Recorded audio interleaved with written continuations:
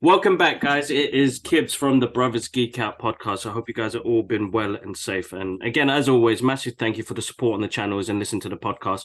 I've recently seen that we have a spike in Spain. So, guys, massive thank you for listening in on that side of the world. It's absolutely amazing to see the podcast reach out more. But, guys, I want to do a big kind of intro for somebody that's coming on today. And I want to say a massive thank you to Vincent Jerome coming on today. Thank you, bro. That's so good, man. Thank you. Thank you for having me. It's a pleasure. No, you're absolutely welcome. You're absolutely. I love it when people like what I try and do on the podcast as well, and it's all about connecting as well. When we started this podcast, it was because I was losing contact with my brother who lived abroad. And distance always caused that separation, and then you're calling somebody every 3 days to once a week to 2 months, and then we use this platform to end up connecting with each other on a weekly basis. And then in the process, I get to geek out with other guests that come on and end up making new friends along the journey, which is absolutely amazing. So I know your work from Rob, and I know that you were in Crime Alley. But I wanted to talk more about your journey as an actor in this industry. And you've done some amazing things already, and you're currently working on some amazing things. But just how was that for you when you first clicked to say, I want to do this? Well, that's the thing. My journey. Okay, there's the long version and there's the short version. Okay, so I'll do the medium version. Okay, so basically, when I was always a big film person as a kid. I used to watch films religiously. There's even certain films now, if you put it on right now, I'd be able to literally do all the lines. Batman Forever is one of them. Just there's loads of them, like 1990s Ninja Turtle movie. There's loads of them where it's just like, if you put it on now, I could just riff it off, you know what I mean? So I was always a big fan of that. And then I watched a lot of TV as a kid as well. And I became a massive fan of The Fresh Prince of Bel-Air.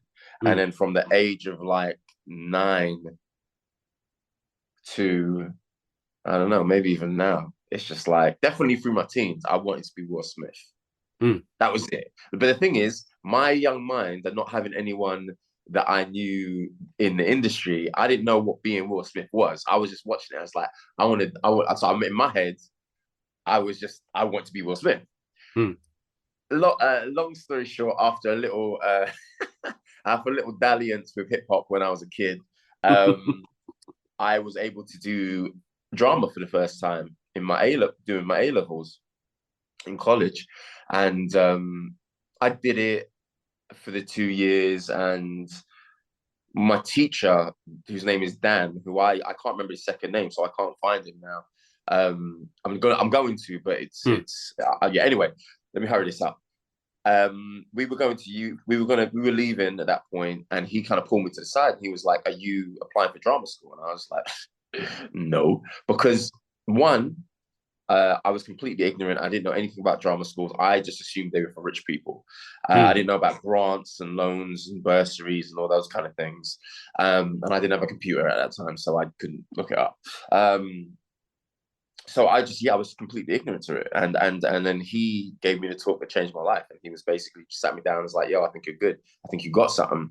And that kind of, in a weird way, he empowered me to be like, "Oh, okay, right, well, this is it." And so, long story short, the course I was doing at uni, I did for about a month, maybe 2 max, and then I dropped out, and then I went to university and studied performing arts, and for 3 years at London Metropolitan University. And I always shout them out because a lot of people do go the traditional drama school route, but that's not always the way to do it. I think education is very important. But there are different ways of doing it, and sometimes people are a bit rigid. And anyway, it doesn't matter. It's all right, dude. Take your time, no rush. So yeah, and then when I came out of uni, I wanted to hit the ground running, so I just started applying for jobs, and I did a lot of theatre for a while, until I kind of had this moment where I was like, "Yo, why did you get into this in the first place?" It's like an epiphany moment. It's like, oh, because you wanted to do film and TV. And it took me really, really long time to realize that actually what being Will Smith was being an actor. Do you know what I mean? So yeah, that's the medium version of the story. Not the long, not the short, medium. Bless you, man, bless you. I mean, with that journey, because I know it's a tough journey. How did you keep yourself motivated when it came to because theater is a whole different level of acting because you're out there, you're doing this live. Did that really embrace your encouragement in that industry that I can do this? That's a good question. Don't get me wrong. There is an element of fight or flight with theatre, and ultimately, if you're doing theatre, you have to always choose fight, because if you choose flight, then you look like an idiot on stage. But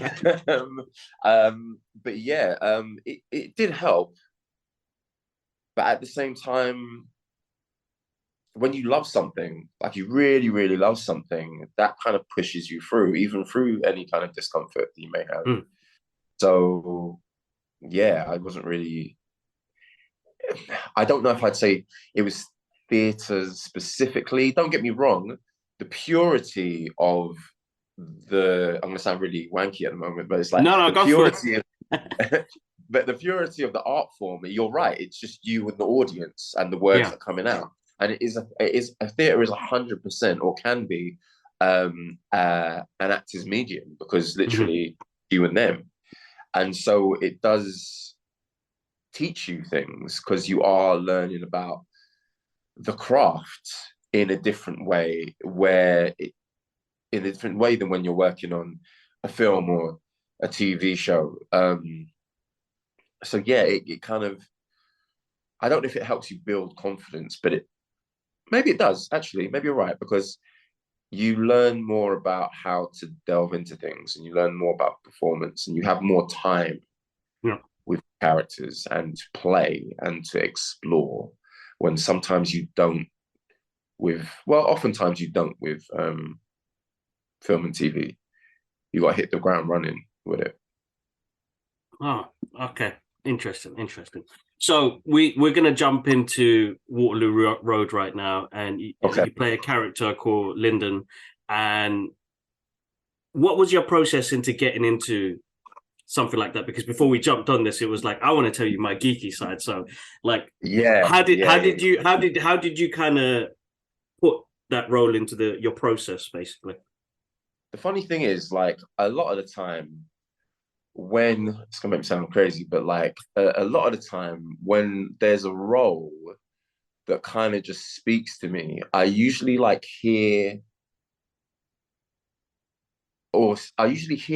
the character's voice, and or I visualize them. So Lyndon in the breakdown was presented as a particular kind of thing, and actually some of the stuff in the breakdown was actually contradictory to itself. You know, Jay-Z has a line about I'm a walking contradiction, and Lyndon felt like that a little bit in a breakdown. So I was like, this is interesting, and because they try and give you as much information as possible, to really inform your version of the character when you do an audition, that I was just like, okay, I can use that, I can use this, I can use that, I can use this. And so I just gave my take on it. But it wasn't until I got the role that I was afforded the opportunity to really dig deep and figure out, okay, so who is this guy? Who is this guy? Because obviously when you're doing, you can only invest a certain amount of time, literally, when you have an audition to do, because you literally have to do the tape, get the lines, learn them, do the tape, and send it in the next couple of days. Sometimes in the same day, depending on the production. Okay. So you don't have time. You just have to make your choices. Again, but once I got the role, I'm a bit reticent to say it because I haven't said it to anybody. And now I'm saying it on a podcast. The exclusives. I'm getting the exclusives here, You are guys. getting the excuses. This is what I'm saying. It's like there's certain things that I'm not going to say on BBC Breakfast, but I'm going to say here. Yeah, bro, Yeah, it's I'll a be free real with you. platform. It is a free platform, and that's the Okay, great cool, thing cool, about cool. it. So there's no So I harm in saw. it. Okay, sorry, so I'm kind of talking over you. I'm No, sorry. no, it's all right. It's okay. Go for it, dude.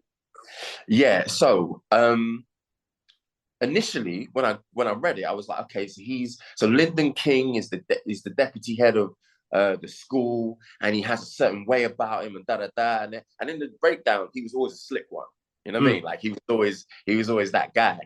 So I was like, yo, man. And I tend to go towards the darker things in my personal tastes when it comes to fictional narratives. So I was like, yo, man, maybe he's like school Luther. Do you know what I mean? Like high school Luther.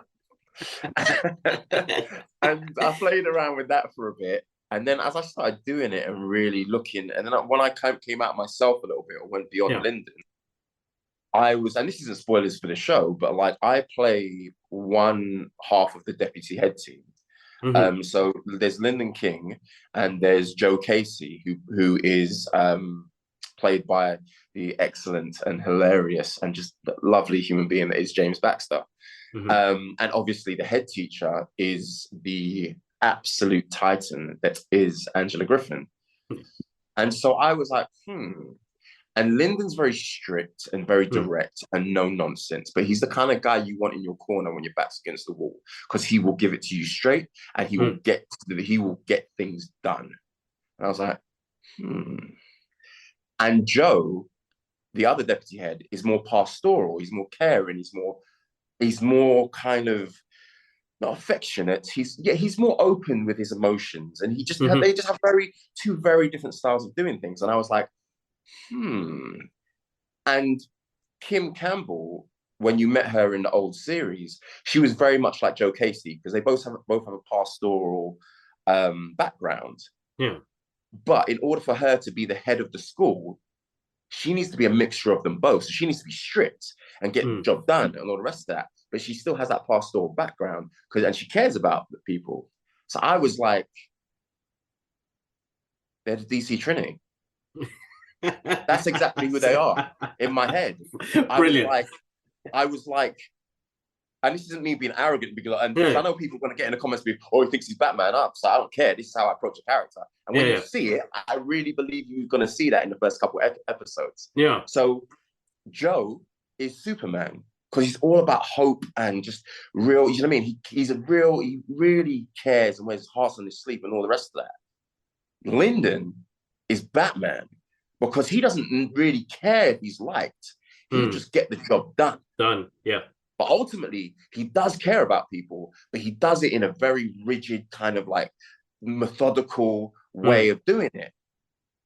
And Kim is Wonder Woman. She's Diana, because she's the best of both of them. Like, I personally, like, people are going to come at me, I don't care.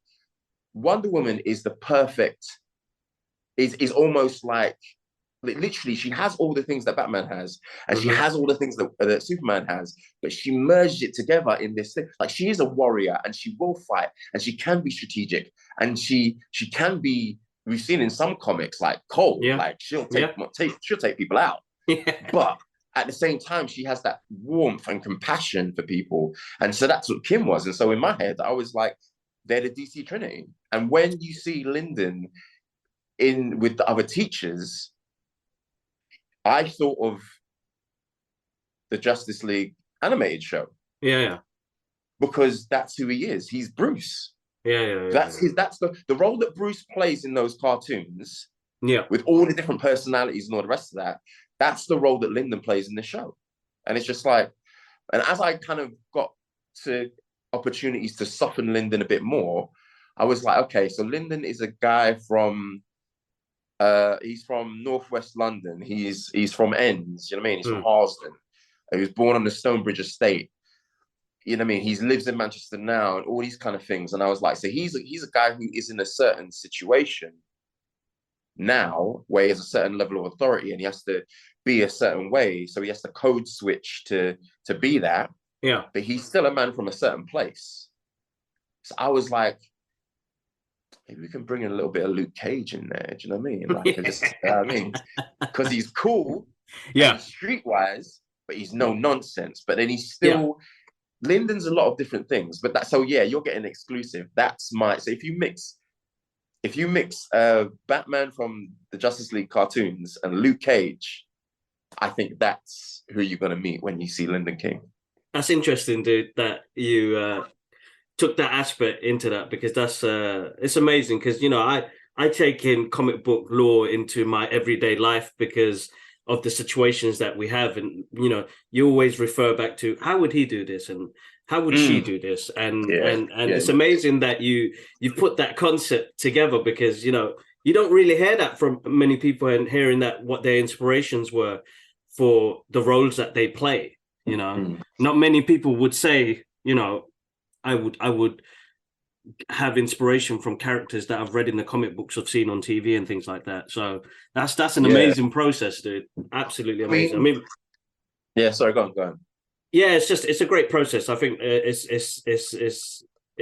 a likable thing. It's I mean, for me being in that part of the industry as well, it's just it's nice to hear that. Definitely nice to hear that.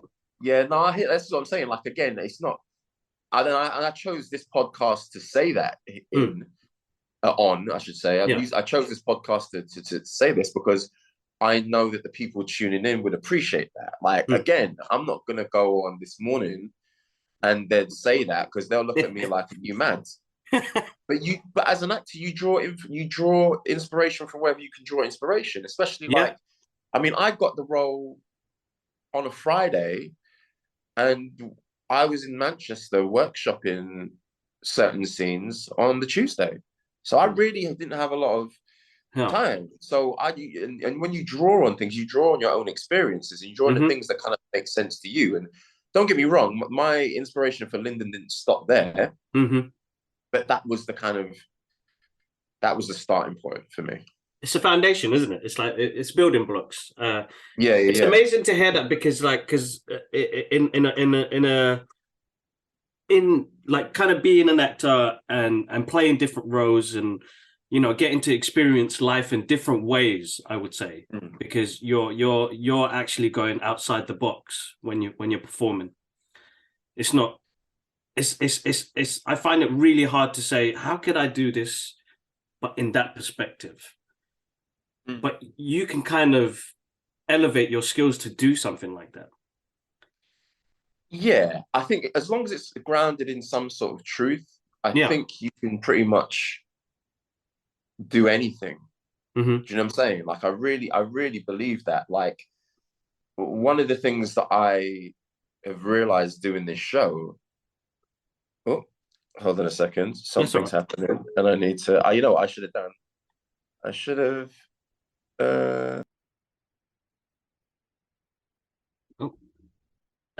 Hold on, guys. We'll be right back.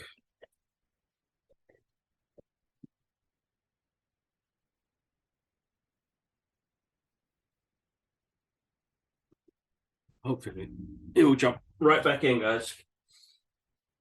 Oh man.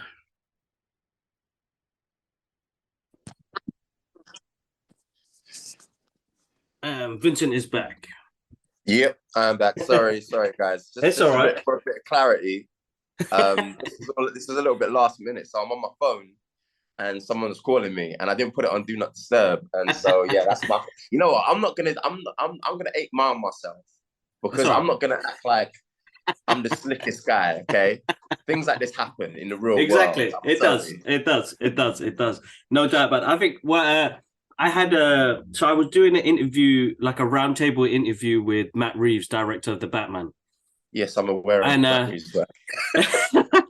And it was hilarious. It was like I'm already like I've been doing the podcast for 8 years, and it's built up a lot of confidence from a guy who never used to speak out that way, and all he did was artwork, to speaking to people on an everyday basis. It helped me and my brother come out of our dyslexia and our stutters, and it was an amazing process to do that. So Warner Brothers gave me the opportunity to jump on this roundtable, ask a couple of questions, and in the middle of me, geeking out with him because he's amazing. He'll give you the most amazing like answers in the world, and he takes forever. So you're like, I've got so much time with him. It's brilliant. But my daughter, bless her sweet soul, I couldn't find anybody to look after her, so I was like, I'm gonna multitask this. My daughter decided to come halfway through the interview, and I've got this little piano for her, and she brings the piano into the room, sets up her desk, chair, and just goes for it, dude. Really? She goes for it. And I'm like staring at Matt Reeves like, oh my God, please don't cut me off. Don't cut me off. It was on a Zoom call. And he was like, is that your daughter? And I was like, yeah. And he was like, you multitasking? I was like, yeah. And he was like, man, I rate you, man.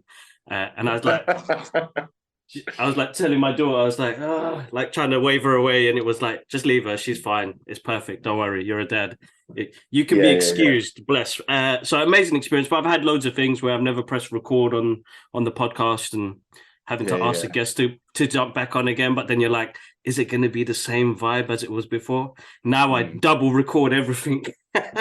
Oh, really? Okay. I double record everything because sense. I just don't want to make that mistake and getting somebody to come on again. And I can understand life is busy. It's hard to get people on, but I think after you get somebody on the first time, it's hard to get that same vibe the second time around. So I'd be like, what? Let's 100%. Try and do it a month later. Don't worry about doing it tomorrow or anything. Let's do it a month later. Vincent, so you've got a great catalogue of work that you've done, and you've actually done. I was like Wonder Woman 1984. Yeah. What was that like on set, bro? That was okay, so it was great, first and foremost. Also, that anyone who's watching this is going to be like, where's he looking? And I was like, I don't know where I'm looking. I don't know if I look in the camera, look at you, look at me. I don't know. So my eyes are going to be all over the place. So whatever. It's all right. It's all right. It's going to be what it's going to be, guys. So Wonder Woman 1984, it was great. I got to work with Patty Jenkins, and she's wonderful. Just such a lovely human being. But my scene was quite insular. Do you know what I mean? It was quite like it was just me and two other actors and Patty and a crew, and it was all quite small and contained. And we were at like Warner Brothers in Livingston. Is it Livingston? That's right. Yeah. So we were on like a sound stage there, and we were in like this little made like bunker thing. And then when you come out of the room that we were filming in, there's like all these other sets and stuff, and it was wonderful. It was really nice. Like not no pun intended. Like I was, when I got the call, I was gassed, man. I was really, really happy because I'd been up for, I'm going to give you insight into actor's life. So I'd been up for a few other roles in some blockbusters. Literally within the space of 4 months, I went up for a few things. Yeah. And I was talking to my mate about it, and I was like, and I didn't hear anything. Sorry, and I was like, man, yeah, cool. And so I was like, man, it's like I'm playing the numbers game. Something's got to happen. But then in the back of my head, I was like, I really, really want it to be Wonder Woman, the thing that I get, because again, I'm a comic book fan. When we talk about like me reading comics, I'm a DC fan.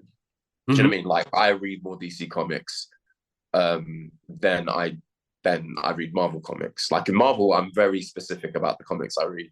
And that's not because they're bad. It's just that I think that in live action or in cartoons, there's certain characters that I love. Like I'll give you an example. Like I love even though the films aren't great, I've always enjoyed watching the Fantastic Four on screen, whether it's cartoons, like whether it's the old cartoons or like the 90s ones, or even though the films weren't amazing, all of the films, even to some. I even took some stuff from the Josh Trank one. I was Hmm. like, oh, that could have been a good movie if you didn't see the blatant studio interference. I'm not saying Yeah. anything that people don't already think. So it's like, Hmm. it's just.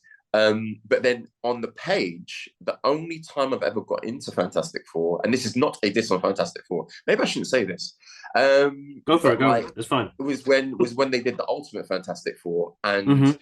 that that mini series that Grant Morrison did. I think was it where basically in each issue you follow a member of the Fantastic Four. Ah, what was What that was called? and it was it like Jay Lee did the art for it. Let me double check, man. Yeah, it's that. Anyway, I think so it's. yeah, I can't remember what it was called, but I remember that. The reason why I remember that, not just because Jay Lee, I think that's how you say his name, Jay Lee, Yeah, yeah, that's right. whatever. Yeah, correct. You're right. Yeah, so his art is amazing for one, Hmm. and two, it was I think the first comic that introduced the concept that Reed Richards might have a level of autism. Hmm. I think Grant Morrison was the first person. Like I may be wrong, but I think Grant Morrison was the first person to introduce that, and I was like, that's fascinating. But then also there was the image that comes up a lot recently because of Wakanda Forever Hmm. of Namor seducing Sue Storm, and I was like, Namor's a bad boy. He's Actually, a G, bro. He's a G because he Namor, was yeah, you always know on it. what? He was Actually, always on it. yeah, you know what? I realized what, as far as the two comics that I liked, what the connective tissue was, Yeah, and it was Namor. yeah. That's so strange because in the Ultimate comics, Hmm. he was supposed like he wasn't Mayan or No, Mesoamerican like he is in Wakanda Forever, but he was like Atlantis was like a sunken ancient Egypt or something like that. that's right. And I Yeah, remember that's what them they went with. doing that. I remember them doing that and thinking to myself, that is smart. And so when Mm. Momoa was cast as Aquaman, I was like, oh my God, please delve into the fact that he's half Hawaiian. Do you know what I mean? And they did. And obviously with Wakanda Forever, they did the thing where they are relatives or ancestors of the Mayans. And I always think That's right. that's good when you have cultural kind of impetus to. Anyway, I've gone totally No, off. no, no. It's fine because like I had this conversation recently where it makes people go Google it straight away. They want to learn more about that culture. They want to know about that history because if we're the society we live in now, if we're not told or kind of held by the hand and guided a little bit, we kind of go astray. We don't really look into things like that. I mean, Mm. even for me, growing up in the UK, I mean, born and raised in Tottenham, you know, my dad didn't tell me much about what my granddad went through in the Second World War as a soldier in Burma. I wish he told me more, but my granddad by then had already passed and I was young. And, to hear the stories about PTSD and what he did for us and the rest of it, and then being invited over to the country and then dad doing his thing, like I didn't really know much about my own culture, man. I was trying to learn about what everybody else were growing up in a multicultural kind of Yeah, city. yeah, So it's only later on after like my mid-20s, I was like, man, I need to know more about where granddad came from and what he did mm, for us. And, need to learn. You end up picking it up yourself. And I feel like we have yeah, these platforms that we can share our thoughts on. And then you have the movies, which can pass on history as well. I know some of it is not 100%, but if yeah, it yeah, allows me to go Google more about that culture and, yeah, that's job done, man. I think Ryan yeah. Coogler did amazing on that because Right. Oh even my though, God, Ryan Coogler is he's great. He's awesome, man. Like it's funny. I know. I'll get back to the question in a second, but it's funny. I was watching Wakanda Forever, and I came out of it, and I was like, I don't think I want to play a hero.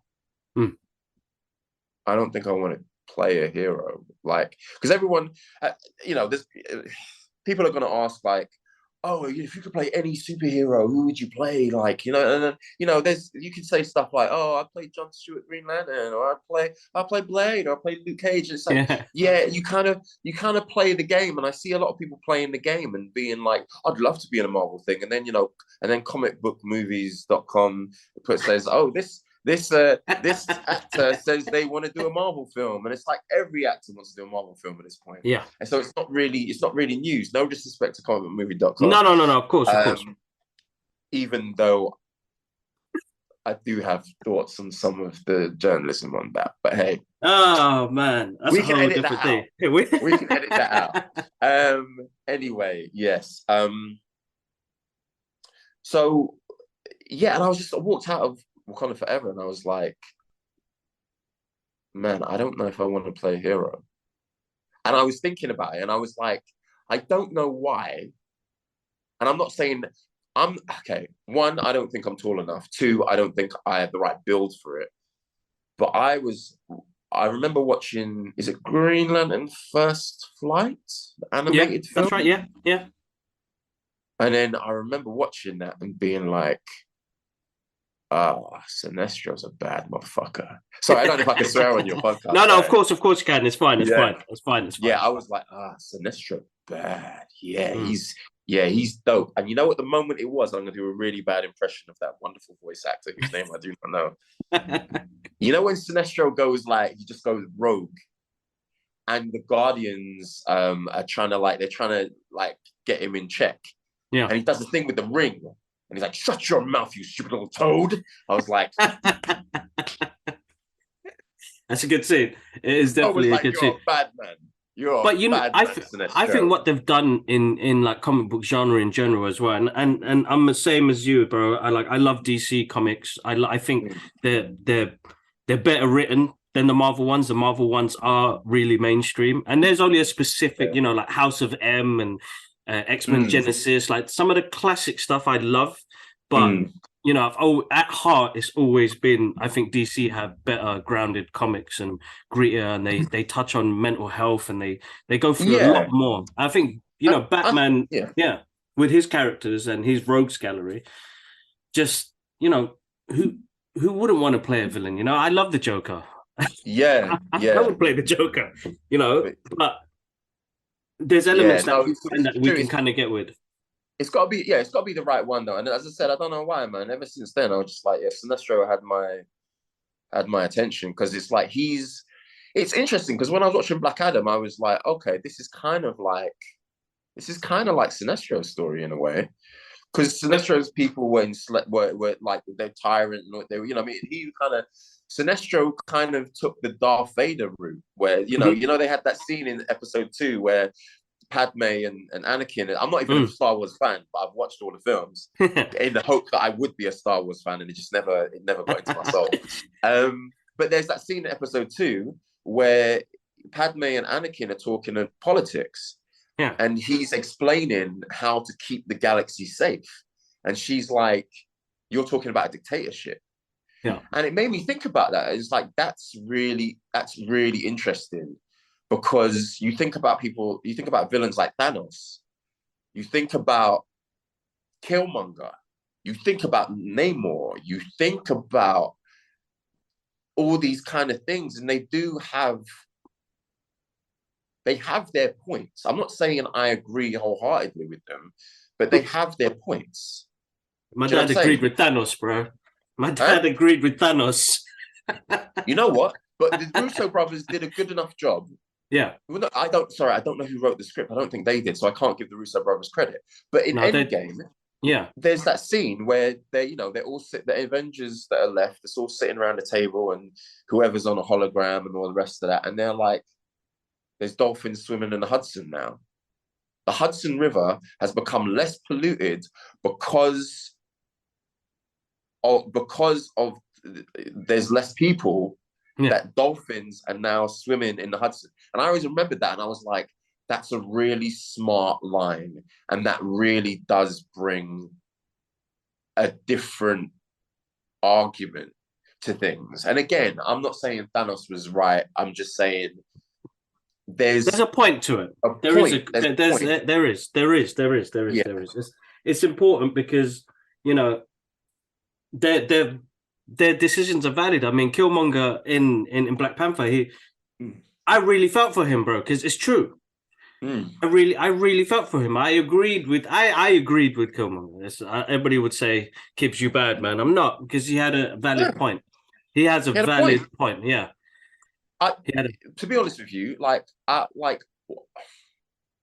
love what Michael B. Jordan and Ryan Coogler did with Killmonger. Mm-hmm. I wish that he like, spoilers for a really old story. I wish that he wasn't dead. You know what I mean? Yeah, I mean, I don't know. They brought him back. I don't know. But I wish he wasn't dead in Marvel Comics, so they could kind of do a bit more with him. But the thing that I really dug about that performance, well, there's lots of things I really dug about it, but his point of when they're in the throne room, when Wakabi brings him in, and T'Challa's sitting on the throne and everyone's around and they're like, who are you? Who's this? So on and so forth. And then he's like, you know, I am, you know, I'm, is it Najaka? Son of Nobu.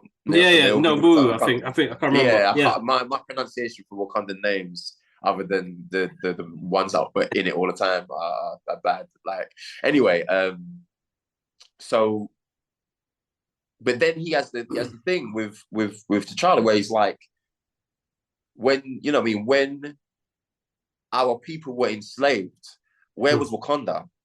Do you know what I'm saying? And it's a real thing, because when you think about that, it's like, if you are talking about this city on a hill, advanced technology, so on and so forth, and they're seeing that level of atrocity on their own ground, and they're just like, we're not going to do nothing. This is why people, for me, it's very difficult to say that Killmonger wasn't right, because Killmonger literally changed the course of T'Challa's trajectory in that film. No, he did. T'Challa wouldn't have done what he did if Killmonger didn't come along and bring the opposition to his thoughts. He never would have come out to the UN. He never would have done any of those things, to the point where even when he took the heart-shaped herb and he went to the ancestral plane, he had it out with his father, and he's like, you were wrong. You were wrong, because we as a powerful nation have a responsibility to do something for people who can't do it for themselves.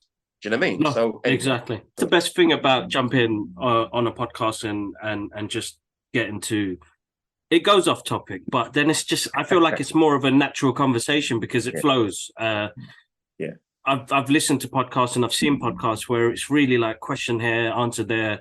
It's really, it gets awkward, and it's like, I never wanted that for the podcast. I really wanted to be natural, and if the guest feels comfortable to just go for it, then you know, that's the job done, really. Because when the listeners listen in, they're like, you know, the reason why I connected to that episode was because, you know, the person went into it. Like you know, we lost. My brother's a martial artist. He just currently moved to Dubai now. He was in Singapore and Hong Kong. He's like an amateur MMA fighter, a big Bruce Lee fan, but really disciplined in what he does. And he's a big advocate when it comes to, like, you know, men's mental health and things like that. So with losing Jason David Frank last week, and we lost Kevin Conroy the week before, like, it got to him because he was the era he grew up in, was the Power Rangers era, where I was a bit older. I still watched it with them, but how much it meant to him, and he just went on, like, you know, bless him. You know, it's probably one of my best episodes because it connected to a lot of people, because you know, the guy played a huge part of a lot of people that felt like the outsider trying to belong somewhere. Yeah, that's true. That was Tommy. Yeah, it was Tommy, and it was just amazing. Absolutely amazing. So no, dude, don't ever say sorry for being passionate about a character or what you do, man. I always encourage it. Yeah, I do feel like I need to go back and speak about Wonder Woman real quick. Yeah, go for it. My experience on it. As I said, Patty was lovely, and I managed to pick her brains about things. And I was like, what did you read in the comments? And she was like, yeah. And so I was like, what? And this isn't new news, because I think she said it in she said it in she said it in interviews that she loves the George Perez era. She took a lot of influence from the George Perez era, which you probably see in the movies. But yeah, it definitely. was I like, again, because I'm a DC fan, it was just great to be on the Warner Brothers lot working on a DC movie. And it's just it was just like, oh, okay, this is cool, but like I didn't have it wasn't like working on Transformers for many reasons, but like so I did it. So the year I did Transformers, a few months before I did Transformers, I did a web mini series called The View, which was, I don't know if you've seen that. I don't know if it's even available online anymore, but it was basically about like superpowered people in London. People doing tests and so on and so forth, and kind of like heroes in a way, but very kind of grounded and London based. And so we did that in the summer, and then around September, no, we did that in the spring, and then in September I got cast in Transformers, and doing the job was pretty much, it felt the same. Like I was still in clothes that weren't mine, saying words that weren't my thoughts, and still doing stuff like that and running around and all that kind of stuff. But with being on a set like Transformers, it was just kind of like, I remember just looking up at the lights and being like, oh wow, they're really big.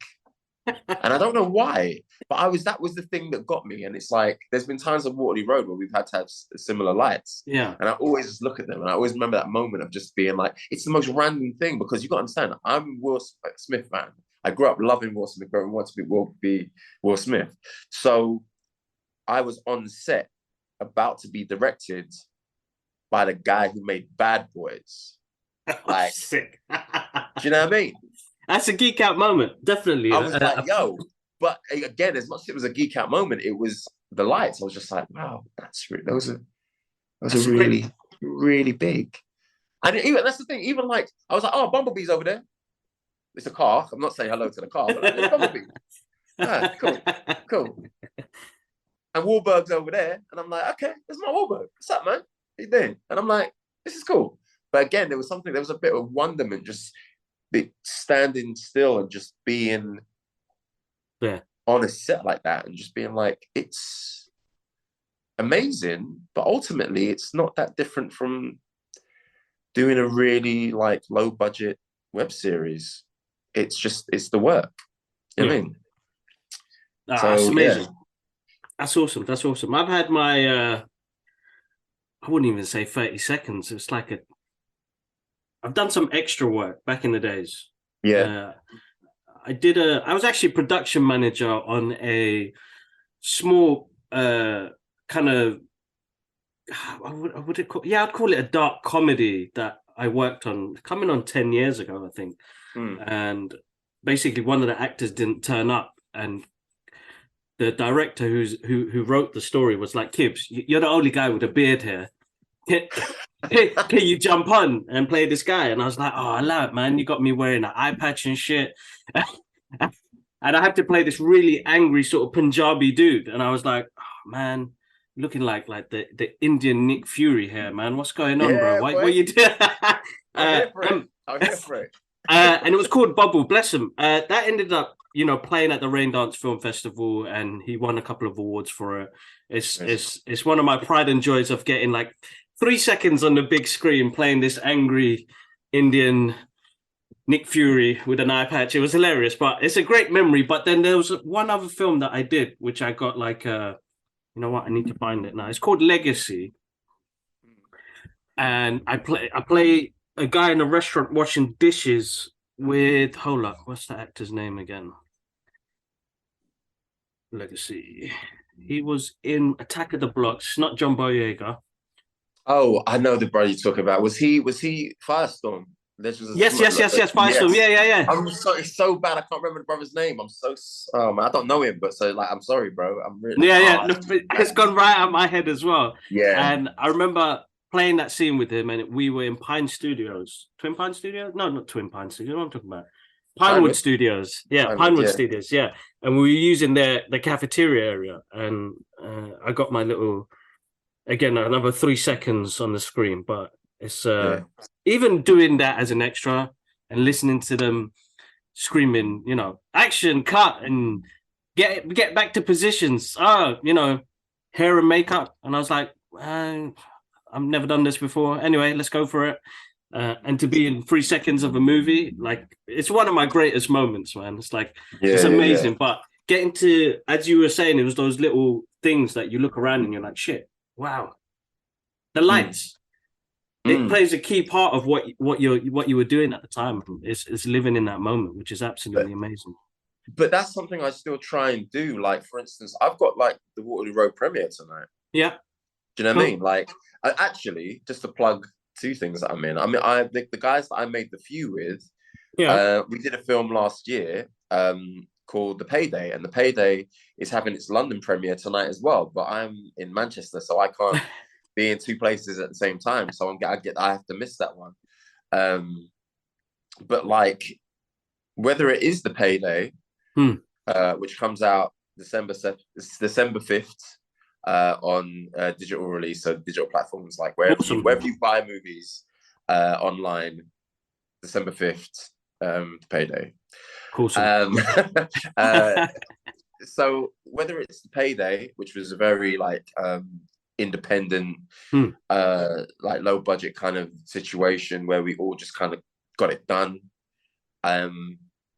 or it's like Transformers or Wonder Woman or even Waterloo Road, it's nice. I think being present and just being like, oh, okay. Like, I've tried to. When I got up this morning, I knew all the things I had to do. Like, after we have finished this conversation, I need to get ready because I'm gonna have to go and do press for Waterloo Road. That's right. And then we're doing like the red carpet, and then we're gonna do press on the red carpet, and then we're gonna go in and watch the first episode and stuff. And you know what I mean? I've seen the first episode already. And it's really good. Anyway, but like, I can't wait, man. Bro, it's really like, in the words of oh my God, what's Frank Lucas from American Gangster? He was a real guy, but the way Denzel played him is like, I stand by it.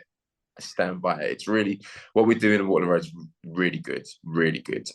Anyway, with all the things that's happening and all these kind of, it's just like, I'm just trying to take moments and just breathe it in and just be like, cool, let's go. This is really cool. This is really fun. And just enjoy it, man. It's really important to remember that, you know, not to sound cliche, but like, life is precious. And I feel like I'm in a very fortunate position. And don't get me wrong, sometimes I have bad days and, you know, you don't feel as, you know, bulletproof as you'd like, but it's a it's a really exciting time, you know. So you were right, amazing, man. Amazing. You should be proud, bro. You should be proud. I'm excited to watch the first episode myself. You're gonna have a great night. That's amazing. But I mean, everybody has their bad days, man. We have our low days. We have our high days. You know, 100%. Yesterday was a Monday for me. It's one of my hard days. My hard days, but like, you know, at the end of it, when I come home, see the family, I know why I'm doing it. I mean, everybody has their own motivations. I mean, I'm an advocate for mental health for men, man. So, you know, we just need to talk more often. I think the hardest thing is that, you know, as we were saying at the beginning of the podcast, you know, the cultural backgrounds we're coming from, you know, how our fathers, our forefathers, our granddads were, the strictness they had, where they didn't really speak about their emotions, but it was like, it would have been a healing process to hear some of that stuff from them, you know? Yeah, I hear you, man, because I have a similar situation in my family, but then sometimes I was lucky because as I was entering adulthood, I had like an epiphany, and I was like, and it was after I had a conversation with my dad, and I was just like, it's not his fault. Like, he doesn't know any other way to be. Like, he's not conditioned to. He had a certain relationship with his dad, and those men of that time, like my dad, loves westerns. Do you know what I mean? Same. He loves that. He loves Clint Eastwood. He loves that stoic lone man, squinting in the sunlight stuff. He loves that. That's dad all the way, man. Same. You know what I mean? Exactly. Yeah. And so those representations of men, don't get me wrong, I like those things, but not in the same way. My version of that would be like Logan. Yeah, of course. Like someone who goes through all that, but is a little bit more vulnerable rather than someone who's just not. And it's evolution, and society was different, and the expectations of men were different then. That's right. And some of those expectations were unrealistic in the same way that expectations of women at that time were unrealistic as well, because it's playing a role, and it's not being human and allowing for human things to happen, because that's what happens to everybody goes through things and everybody feels these emotions. So yeah, man, on that note, so bring it back to the geeky stuff. Because I know someone's going to listen to this, and then someone's going to listen to something else I say later down the line. They'll be like, hold on, that doesn't make any sense. It's like, so for the longest time, my favorite superhero was Batman. For obvious reasons. Because he's Batman. You know what I mean? Like he's just super cool. Sorry to steal a line from all the Batman films and how it should have ended. But yeah, and then as I got older, I still like. Don't get me wrong. I still like Batman. I'm reading the Chip Zdarsky run at the moment, and I think it's so imaginative what he's doing with it. Like, don't get me wrong. Like, Chip's going places, and that's the thing with Chip. I'll go there with him. Yeah. Even if I'm like, I don't know where we're going, but I'm gonna stay with it. I'm gonna stay with it until we've got to the end, and then I'll make my decision on how I feel.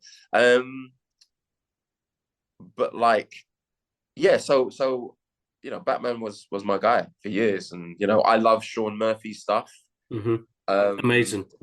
Oh my god, I like literally. If I love the Murphyverse because of just all the textures and stuff he puts in. Of course. How he takes the lore and switches it, and how you could tell that he said it himself. He's a fan of the animated series and things like that, and the films, and so he doesn't really know the comics like that, which is interesting for a comic book eyes. But I totally respect it because it brings a fresh pair of eyes. Nate Moore, producer from Marvel, spoke a bit about this recently, where he doesn't tend to get filmmakers who are fans of the comics because he needs filmmakers to bring a new respect to source material, but bring a fresh perspective. Yeah. Anyway, I'm saying all that to say that as I've got older, and this is the first time I've spoken about this, definitely publicly, but even to some of my friends, as I got older and I had my own, challenges with mental health and all the rest of that, I normally do, and I go to the things that I like. When you're in a spot, you try and find your happy place, your comfort spot, and so on and so forth. And I found reading really helpful. And so, now I still like to read a lot because it you can get zone in. But then I went back to comics, and I would go through the comics that I had in my collection, and I reread Daredevil Born Again. And I was like, oh, okay, this is dope. And I got it. Got it. Like, and then I think I've always liked Daredevil, because I grew up in the 90s, and I was a fan of Ninja Turtles, and I didn't realize that the connection. So I was like, okay. So I was like, oh, he's a blind ninja. This is cool. But so I had read Born Again years before that, and I had it in my collection, obviously. And I was like, okay. But then when I was going through that, I read Born Again, and I was like, the strength of that I personally think, and I don't care, write in the comments, do whatever you're going to do, come at me, whatever you want to do. I don't care. I'm not a fan. I'm not afraid of any kind of discourse. I don't mind if you think I'm wrong. I don't have to be right about everything. I just know how I feel about things. Yeah. I think that Born Again is possibly,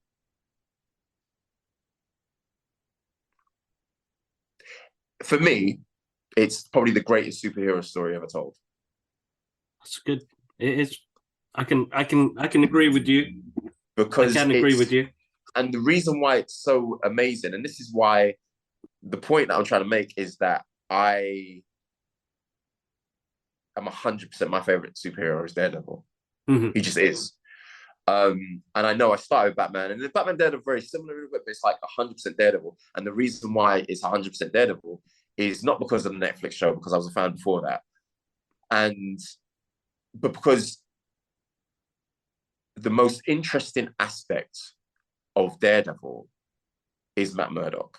That's Do you know what I mean? Like some people like the whole.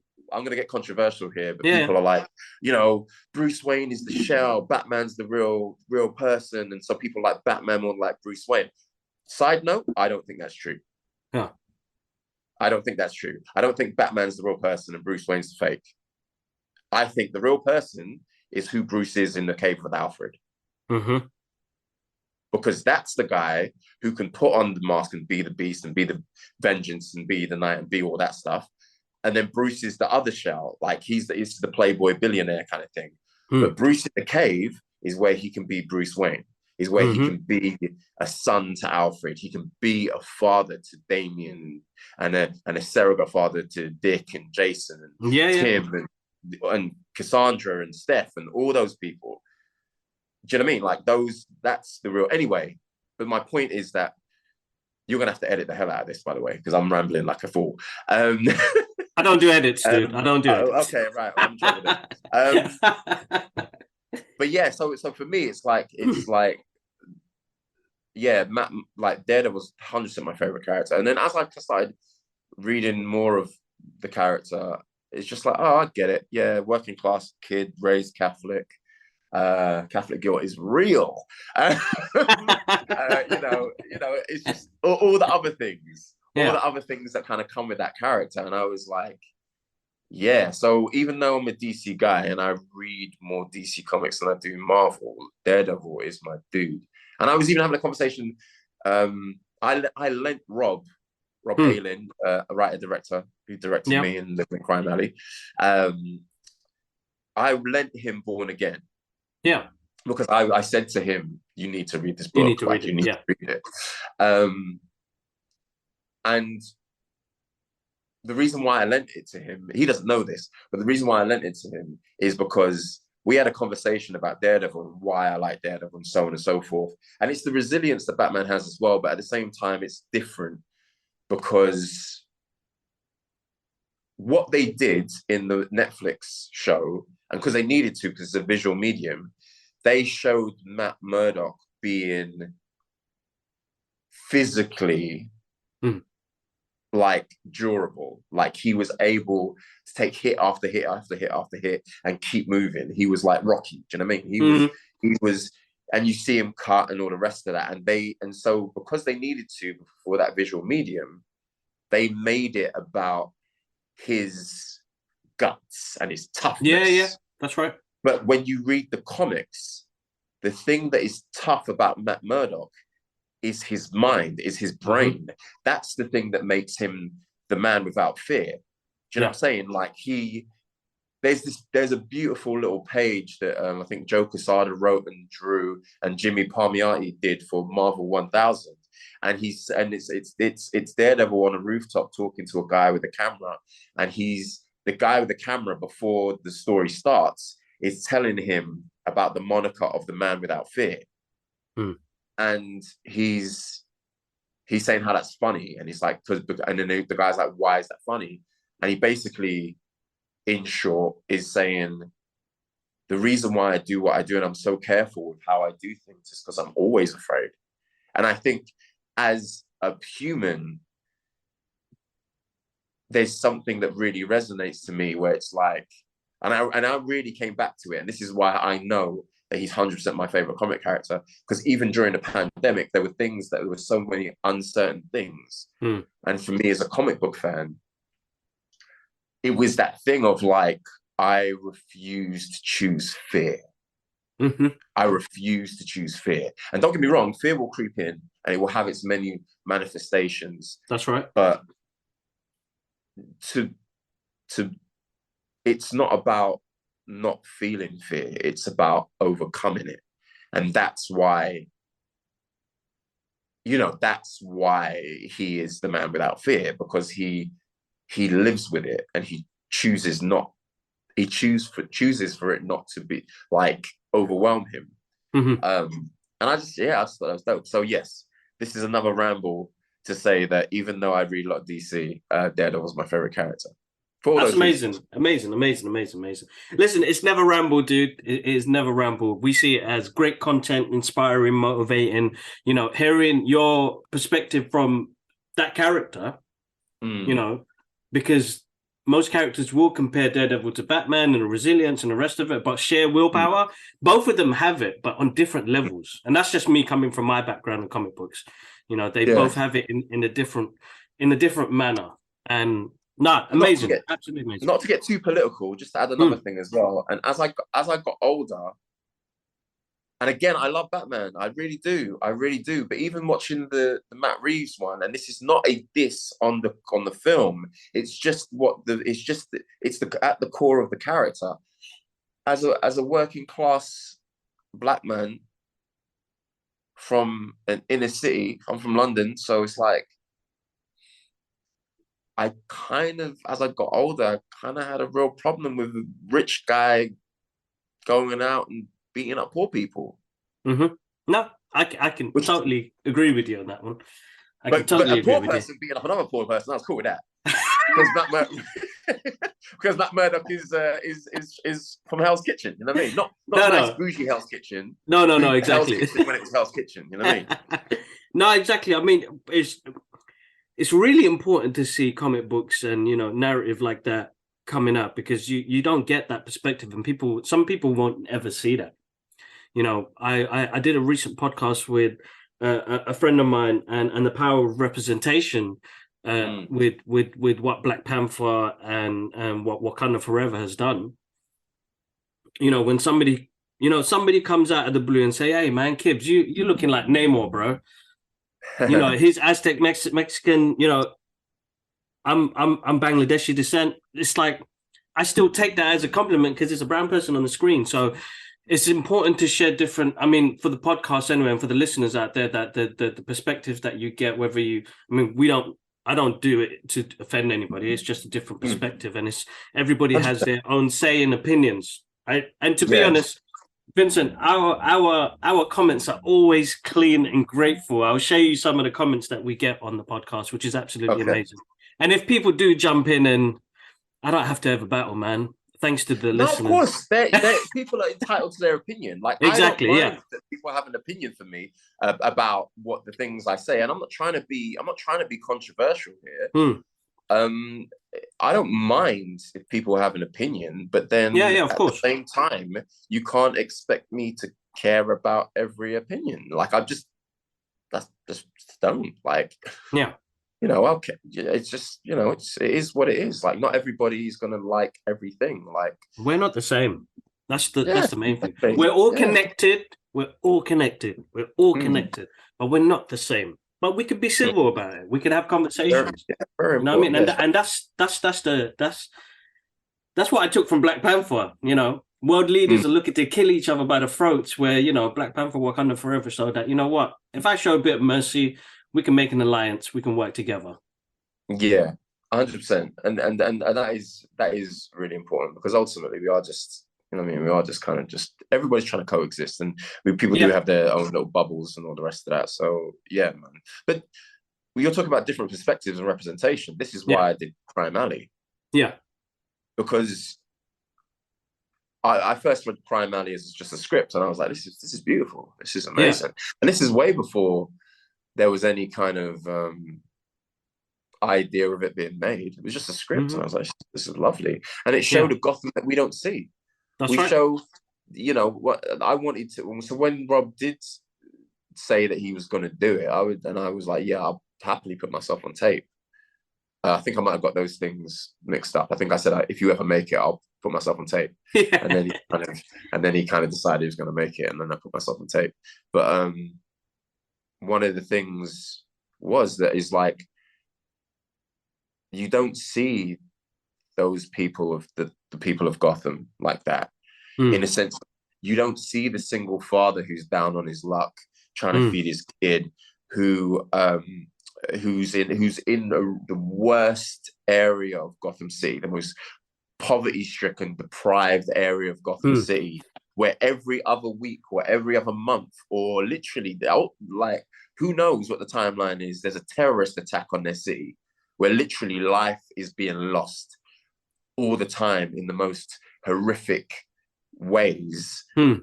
You don't see what toll that takes on people. You don't, do people on the level of the father, who's the character I played in the film, do they even register that? Or are they just spending their time trying to survive day to day? And it's like, so when I read that script, I was like, I 100% want to play that character, because I care about that guy. You know what I mean? I yes, and he makes some really bad decisions. But as we were talking about before, in regards to how people are raised, or the environment, or generational kind of patterns, or whatever. Yeah. Like, when you're, there's studies on it. When you're from a certain socioeconomical background, and you look around, you see what your options are, and sometimes, Exactly. and the way I saw the father, like, me and Rob had a conversation about this on, like, when we were filming the film. It's like, when you see that, this is the first time he's ever done anything like this. Don't get me wrong, he may know people that do this kind of thing all the time. They may be his family, they may be his best friends, That's right. they may be his next door neighbor. But for the father, this is the extreme he's gone to, because his daughter needs to eat. Do you know what I mean? She needs shoes to go to school in. You know what I mean? Like, real things. I don't have kids, so it's like, but I have nieces and nephews. But I'm also a human being and understand.